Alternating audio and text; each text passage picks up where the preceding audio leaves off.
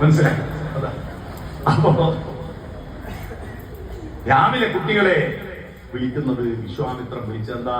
കൗസല്യാ സുപ്രജാ രാമ പൂർവസന്ധ്യാ പ്രവർത്തതേ.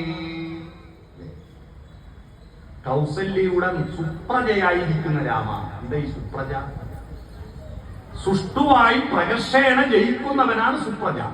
സുഷ്ടുവായി നന്മയിലേക്ക് പ്രകർഷേണ ജയിക്കുന്നവൻ, നിരന്തരം വികാസത്തിലേക്ക് പ്ലസ്സായി പോകുന്നവനാ പ്രജ. പ്ലസ് എന്ന് പറഞ്ഞാൽ എന്താ? വികസിക്കുന്നത്. പക്ഷിമൃഗാദികൾക്ക് വികാസമില്ലല്ലോ. തൃശൂർ പൂരത്തിന് പാറമേക്കാവലമ്മയുടെയും വടക്കുന്നാഥന്റെയും തിടമ്പുമായിട്ട് പുറത്തേക്ക് എഴുന്നള്ളുന്ന ഒരു 50 ആനയില്ലേ? ഈ 50 ആന പുറത്തിറങ്ങുമ്പോ ഒരു 5 ലക്ഷം മനുഷ്യര് ആണുങ്ങളും പെണ്ണുങ്ങളും നോക്കി നിൽക്കുമ്പോ ഇതുവരെ ഒരു ആനക്ക് ഒരു ട്രൗസർ കൊടുക്കണം എന്നുള്ള ചിന്ത ഉണ്ടായിട്ടുണ്ടോ? ഇല്ല. 10 ലക്ഷം വർഷം മുമ്പ് ആനകൾ നമ്മളെക്കാൾ മുമ്പ് ഈ ഭൂമിയിലുണ്ട്. അന്ന് എങ്ങനെ ആന ജീവിച്ച് അതേപോലെ 2025 ജീവിക്കുന്ന ഒരു വികാസവും ഇല്ല. മനുഷ്യനാകുന്നത് നിരന്തരം പ്ലസ് ആവുമ്പോഴാ.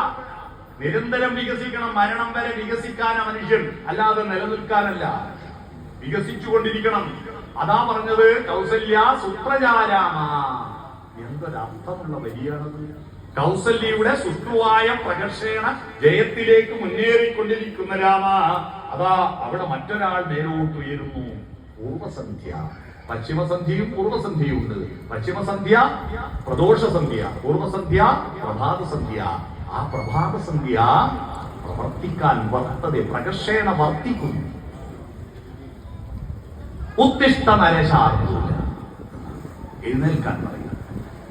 എഴുന്നേൽക്കേണ്ടത് ശരീരമല്ല, മനസ്സാണ്. മനസ്സാണ് ഉണരേണ്ടത്.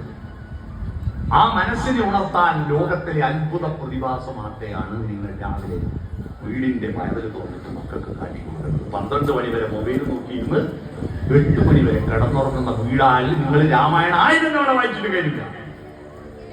രാവിലെ നേരത്തെ കിടന്ന് നേരത്തെ ഉണരുന്ന വീടുണ്ടാവുക.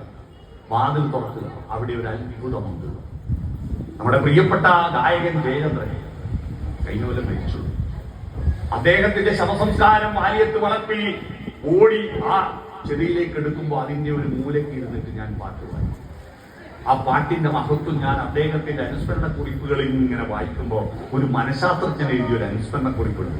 അദ്ദേഹം പറഞ്ഞു, ജയചന്ദ്രന്റെ മഹത്വം കേരളത്തിലെ ആയിരക്കണക്കിന് ആളുകളുടെ ആത്മഹത്യകൾ ഇല്ലാതാക്കിയത്. എങ്ങനെ? അദ്ദേഹം പണിതീരാത്ത വീട് എന്ന സിനിമയ്ക്ക് വേണ്ടി പാടിയ ഒരു പാട്ടുണ്ട്, വയലാർ എഴുതിയ പാട്ട്.